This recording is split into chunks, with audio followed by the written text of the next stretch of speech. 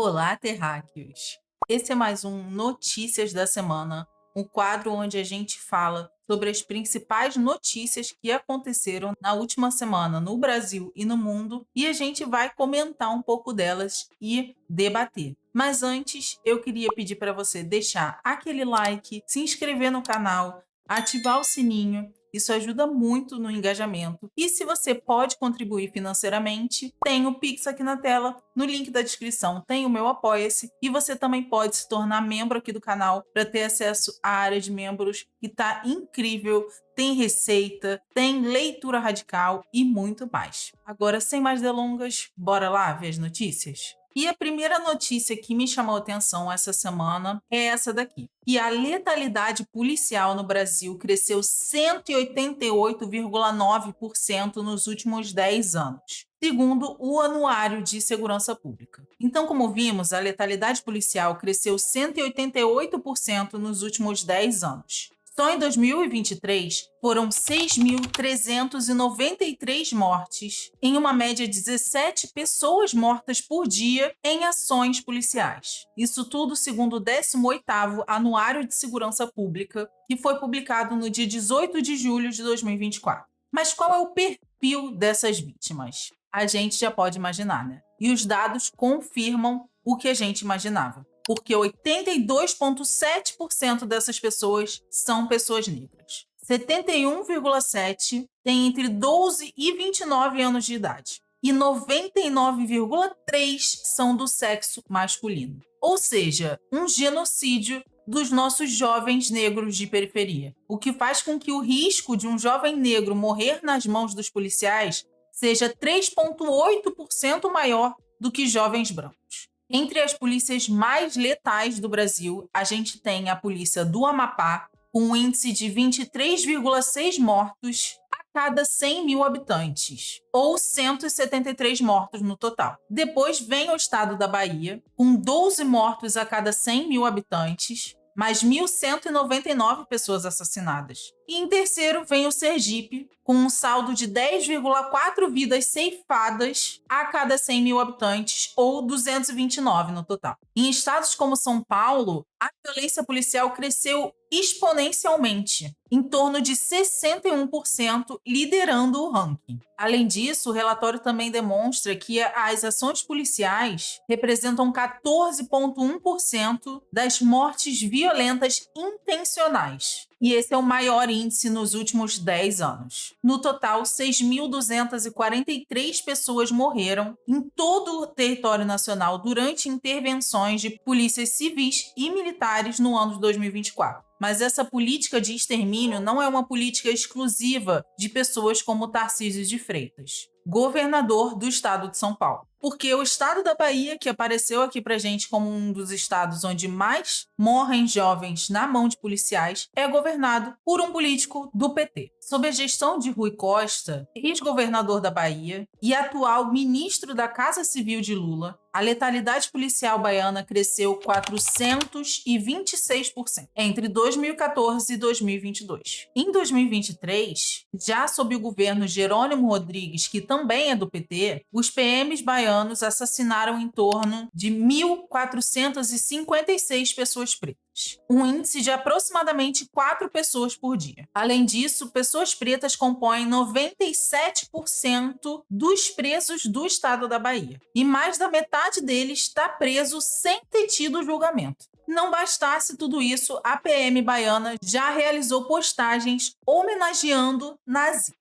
Além desses números, discursos e medidas federais reforçam essa contradição, uma vez que durante os 14 anos de mandato do PT, nem Lula nem Dilma romperam com a lógica de militarização da segurança pública, o que foi aproveitado pelo Michel Temer e, obviamente, por Jair Messias Bolsonaro. No primeiro ano do mandato do Lula, ele sancionou uma lei chamada Lei Orgânica Nacional dos Policiais Militares e Bombeiros Militares, e reforçou a corporativização e a militarização dos aparatos ideológicos do Estado. Ou seja, a violência policial tem aumentado durante os anos, não sendo só casos isolados e falhas esporádicas. Isso é uma antiga política que está entranhada na política de Estado brasileira, que é voltada para o controle social através da força e manutenção das desigualdades, principalmente raciais. Uma política literalmente de extermínio das massas pobres e marginalizadas, com o objetivo de impedir a rebelião desse setor. E essa política vem sendo constantemente denunciada por ativistas e militantes que recentemente protestaram em São Paulo, inclusive, contra o assassinato de um trabalhador nigeriano no Brás. E esse não é um caso isolado, como a gente falou, eu poderia dar 1 zilhão de exemplos de jovens negros de periferia que foram mortos nos últimos anos em ações policiais, o que confirma que há uma política de genocídio da população preta jovem brasileira. E enquanto não houver uma desmilitarização da polícia, esse quadro vai continuar como está. Por isso é importante que a gente lute por isso e denuncie cada vez mais esse tipo de conduta, além de, obviamente, organizar o nosso ódio. E a próxima notícia que a gente vai ver vai corroborar com isso que a gente acabou de falar. A notícia é que mais de 90% das investigações contra policiais no Rio de Janeiro e em São Paulo são arquivadas pelo Ministério Público. É o que mostrou uma pesquisa recente da agência pública, que apoiando em indicadores oficiais obtidos entre os anos de 2011 e 2023. De acordo com o levantamento, a Polícia Paulista assassinou em torno de 5.516 pessoas nesse período pesquisado, com apenas 691 casos denunciados, denúncias que totalizam 8,9% dos casos investigados. E aqui no Rio de Janeiro os dados são mais alarmantes ainda. 12.789 pessoas foram assassinadas pelas forças policiais, com 4.014 casos concluídos, mas apenas 147 denúncias. A lentidão no processo é um fator que aparece nos 2 estados do Sudeste, com uma média de 2 anos para concluir um caso em São Paulo e mais de 3 anos aqui no Rio de Janeiro, de acordo com os dados obtidos através da Lei de Acesso à Informação.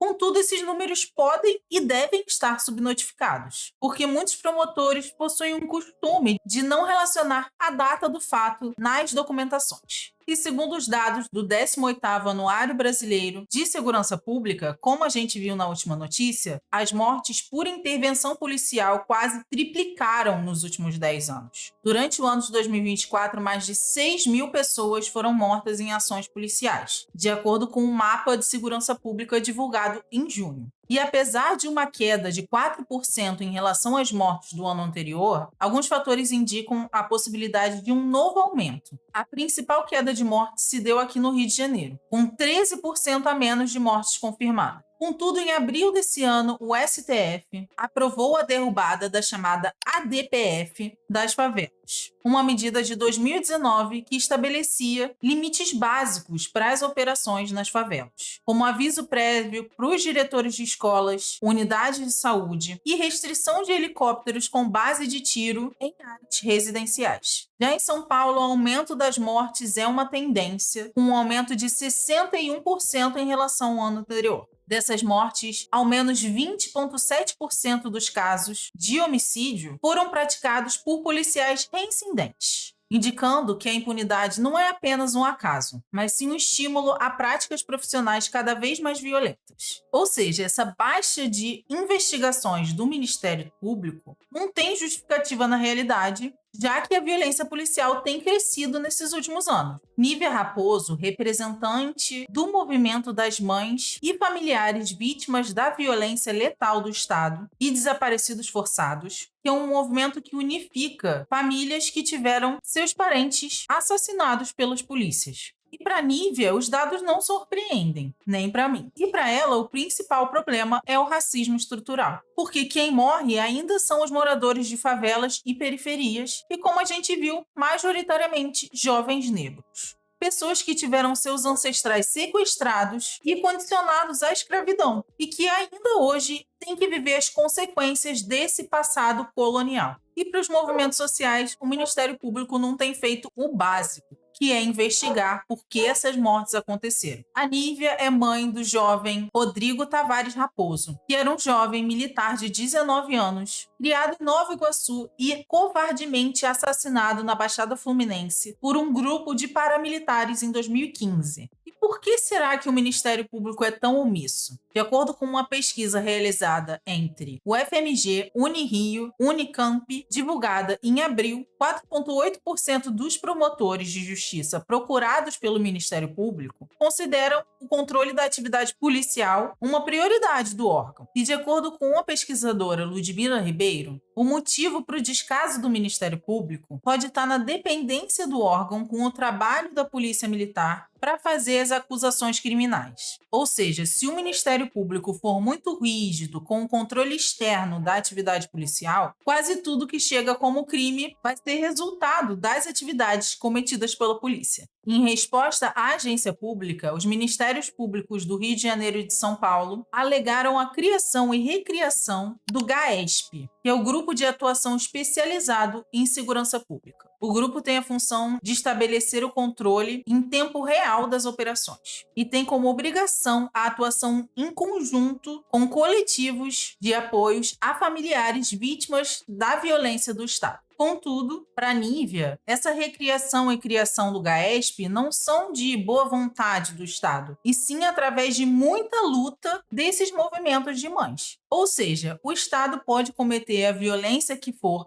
e vai sair impune, porque não é de interesse de ninguém investigar as pessoas que estão cometendo esse tipo de crimes. Criminoso vai ser sempre a pessoa que está sendo morta, nunca quem matou. E é exatamente esse que é o problema. Essa próxima notícia também corrobora com esse cenário que a gente acabou de discutir. Segundo o Anuário de Segurança, 63% de mulheres negras são vítimas de feminicídio. No ano de 2024, as mulheres negras seguiram sendo as principais vítimas de violência contra a mulher, somando 63,6% dos feminicídios, enquanto o percentual de mulheres brancas foi de 35,7%. Em 2024, 4 mulheres foram mortas por dia por feminicídio. Um total de 1.492 mortes, que é o maior número já registrado desde 2015. Segundo o censo de 2022 do IBGE, 55% das mulheres brasileiras são negras ou pardas. Ou seja, é muito mais provável que as mulheres negras sejam as maiores vítimas de violência. Porém, essa violência tem sido invisibilizada durante os anos pela ausência de dados mais detalhados e com um recorte racial bem definido. E esses números alarmantes estão sendo divulgados 10 anos após a lei do feminicídio, que transformou o homicídio contra mulheres em um qualificador como homicídio doloso. Mais um cenário que demonstra o racismo estrutural que a gente enfrenta aqui no Brasil.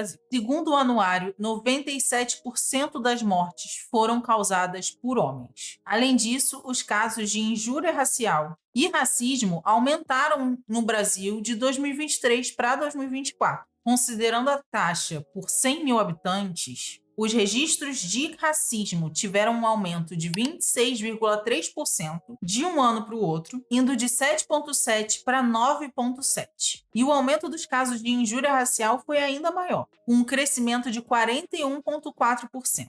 E no ano passado, mais de 100 mil medidas protetivas de urgência foram descumpridas no país, registrando 87,6 mil falhas para manter o agressor longe das vítimas de violência doméstica. Mas no estudo não há um recorte racial para esse dado. Ou seja, a violência é uma constante na vida das mulheres e na vida das mulheres negras ainda mais. Porém, não estão sendo feitas medidas públicas para melhorar essa situação, fora que não há estudos, não há dados o suficientes e não há pesquisas para realmente entender o quanto a questão racial interfere nesse fato. E é uma tristeza que, em pleno 2025, mulheres ainda sejam mortas apenas por serem mulheres. Agora, saindo um pouco da violência da cidade, indo para a violência no campo, segundo a Comissão Pastoral do Campo, a Amazônia concentra quase metade dos conflitos no campo nos últimos anos.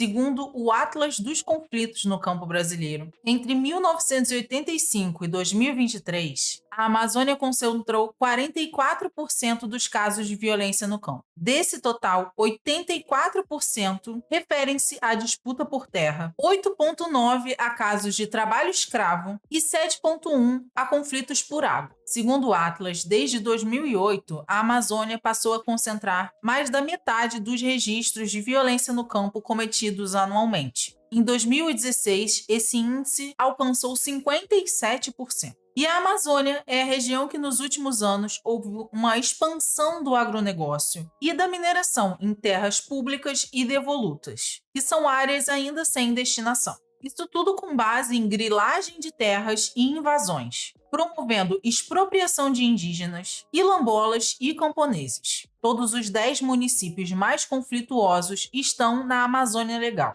7 deles no Pará, com destaques para Marabá, com 548 conflitos, São Félix do Xingu, com 394, e Altamira, com 288. Para completar essa lista, a gente tem Rio Branco, Porto Velho e Macapá. Dos 5.570 municípios brasileiros, 53,3% registraram ao menos uma disputa por terra desde 1985. E a maioria dos casos corresponde à reação contra ocupações e posses. Já atos de movimentos sociais representam 22% do total, sendo 17,6% em ocupações e 2,3% em acampamentos. Além disso, a Amazônia ainda se destaca pelo número de assassinatos. Das 2.008 mortes por violência no campo ocorridas em todo o Brasil, desde 1985 até 2023, 66,8% aconteceram na região da Amazônia, seguido de Nordeste e Centro-Sul, ambos com aproximadamente 16%. O Pará foi o estado com maior número de tentativas de assassinato e ameaças de morte, tendo inclusive 50 episódios de massacre, que é quando há o assassinato de 3 ou mais pessoas em uma mesma ocasião, que deixaram 259 pessoas mortas nesse bioma entre 85 e 2022. Sendo o Pará não só o maior número de vítimas, quanto o maior número de ocorrências. Os povos indígenas são a terceira categoria que mais sofreu violência, atrás de sem terras e poceiros. E nesse caso, quase a totalidade, 92%, é por conta de conflitos por terra, e os outros 8% por conta de água, envolvendo mineradoras e garimpeiros. Ao longo desses 40 anos, foram registradas 4.559 ocorrências contra povos indígenas, e mais da metade aconteceu só nos últimos 5 anos. Além disso, também houve uma escalonada de violência contra a população quilombola, que tiveram envolvidos em 3.017 conflitos nos últimos 24 anos. No caso dos quilombolas, o território maranhense é o que concentra a maior quantidade de conflitos, seguido por Bahia e Minas Gerais. E segundo o censo do IBGE, 4,3% dessa população reside em territórios já titulados, o que demonstra uma vulnerabilidade no território e, obviamente, uma resistência muito grande do povo quilombola pela sua existência. Além desses dados, o anuário também mostra um acirramento dos conflitos no Cerrado, em função do que a gente chama de neoextrativismo. E o que é esse neoextrativismo, novo extrativismo? Foi o desenvolvimento de ações centradas na exportação de commodities, ou seja, soja, milho. Com isso veio também o aprofundamento da dependência e dos conflitos territoriais nas fronteiras agromineradoras. E esses dados mostram quanto a violência no campo existe, afeta principalmente as populações originárias e quilombolas e continuam morrendo desde 1500 até 2025. Além do descaso com o meio ambiente, que com certeza veio com grilagem, latifúndio e muito mais, que é o que essa notícia de agora confirma. Enquanto o povo passa fome, o latifúndio deixa toneladas de alimentos apodrecerem. Tudo isso com o intuito de manter os lucros. Diante do tarifaço de 50% do Donald Trump, os latifundiários têm cogitado deixar toneladas de laranjas apodrecerem para priorizar os seus próprios lucros. brasileiros. Ao invés de abastecer o território nacional, eles preferem jogar fora toneladas de comida num desperdício criminoso. Os Estados Unidos correspondem a 42% das exportações de suco de laranja brasileiro. Ou seja, a tarifa do Trump vai fazer com que o preço da laranja aumente muito para o povo brasileiro. Além disso, vai haver um descarte massivo desse produto e demissões em massa no setor do agronegócio. Tudo isso numa nação que tem 7,7 milhões de desempregados e onde tem mais de 118 milhões de pessoas em situação de vulnerabilidade alimentar. Enquanto alguns lares brasileiros mal têm dinheiro para se alimentar, o preço da cesta básica subiu 4,4% em algumas capitais como Recife, resultado direto de toda a comida que o agronegócio priva em detrimento da exportação para o mercado externo.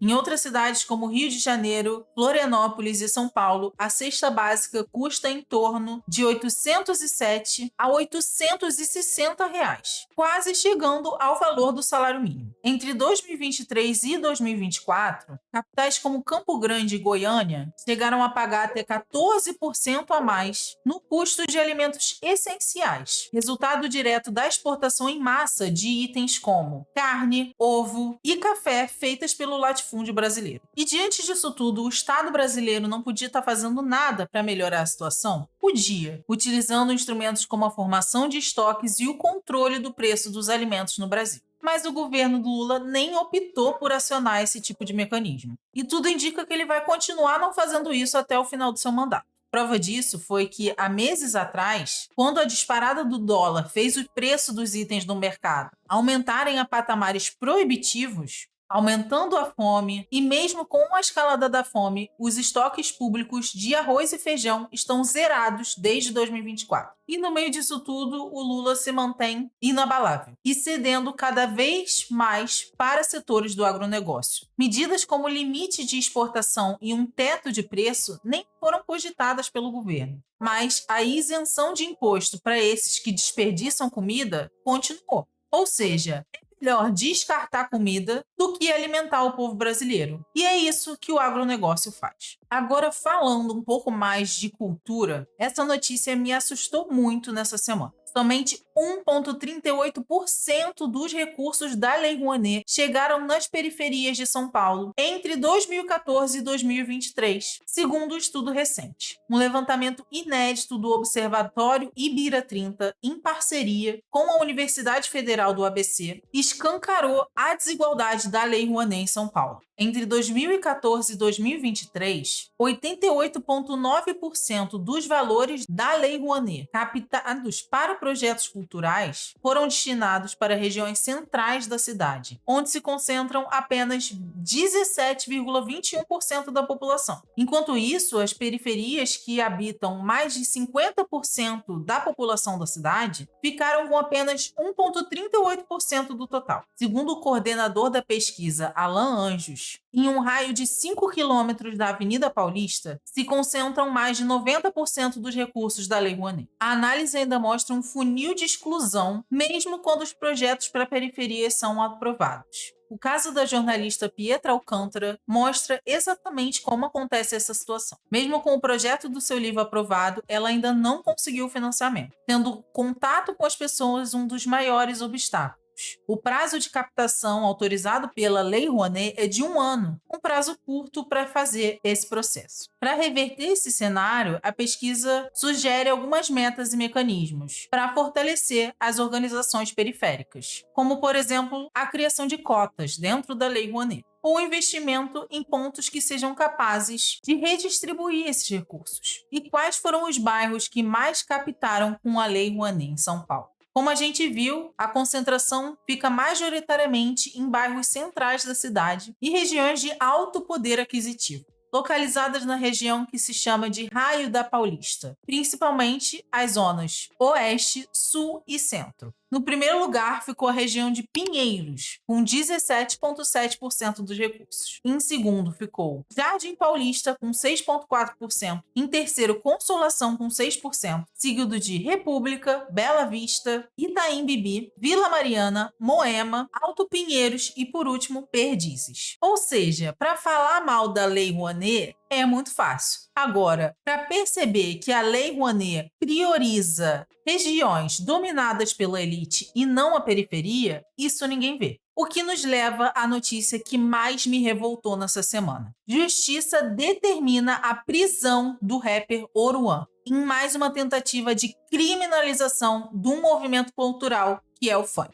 Na última terça-feira, dia 22, a Justiça do Rio de Janeiro expediu um mandato de prisão contra o rapper Oruan, de 24 anos, o acusando de 6 crimes diferentes. No dia 22, 20 viaturas policiais cercaram a casa do Oruan, no Joá, na zona oeste do Rio de Janeiro. Eles eram policiais da Delegacia de Repressão a Entorpecentes e estavam em busca de um menor de idade supostamente acusado de roubo. E alegando que ele estaria escondendo o suposto criminoso, a polícia do Rio expediu um mandato de prisão para o Oruan. Em um episódio claro de perseguição ao movimento cultural que é o funk, que vem sendo perseguido há séculos. O desenvolvimento desse conflito é o ápice da guerra às drogas. Essa que vem matando há anos a juventude preta e periférica, como a gente viu nas últimas reportagens. Entre as 6 acusações está o fato do Oruan ter tentado esconder esse menor de idade na casa dele.